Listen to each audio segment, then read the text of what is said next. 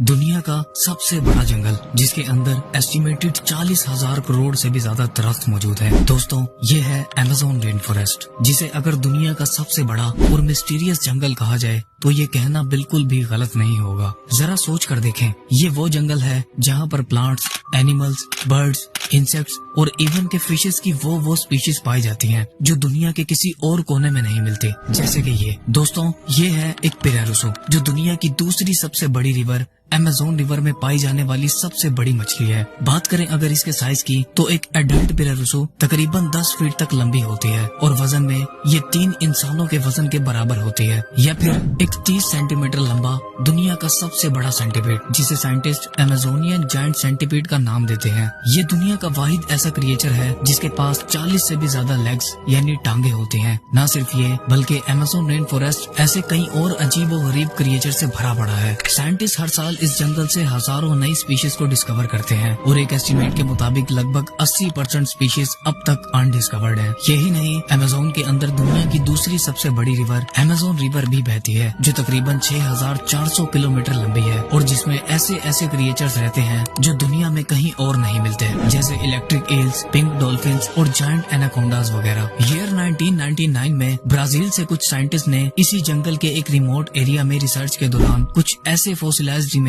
Discover کیے جو کسی بھی موجودہ سپیشیز سے میچ نہیں کرتے تھے۔ اسٹڈی کرنے پر انہیں یہ پتا چلا کہ یہ فوسل اور اسی کی طرح کے مزید فوسلز ان کریچرز کے ہیں جو کسی ٹائم پر اس جنگل میں رہا کرتے تھے۔ اس ویڈیو میں ہم دیکھیں گے ایسے 7 ایکسٹنٹ کریچرز کو جو ایک وقت میں ایمیزون کے جنگلوں میں رہا کرتے تھے۔